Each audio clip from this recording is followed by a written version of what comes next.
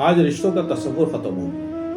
وہ روایات، وہ رسم و رواج کے جس نے سب کو ایک دوسرے کے ساتھ جوڑ کے رکھا تھا، وہ سب ختم ہو گیا۔ ہر شخص نے خود کو اپنی ذات تک محدود کر لیا اور خود کو سب سے اعلیٰ اور سامنے والے کو ادنا سمجھنے کی غلط فہمی کا شکار ہو چکا۔ ہر رشتہ مفاد سے جڑ چکا ہے۔ ایک دوسرے سے بات کرنا یا ملنا اسی وقت گوارا ہوتا ہے جب کوئی غرض وابستہ ہو۔ شاید دور جدیدیت کو ہم نے گوروں سے زیادہ اپنا لیا ہے۔ تنہائی کی طرف تیزی سے گزرتا یہ سفر کہاں اختتام پذیر ہوگا؟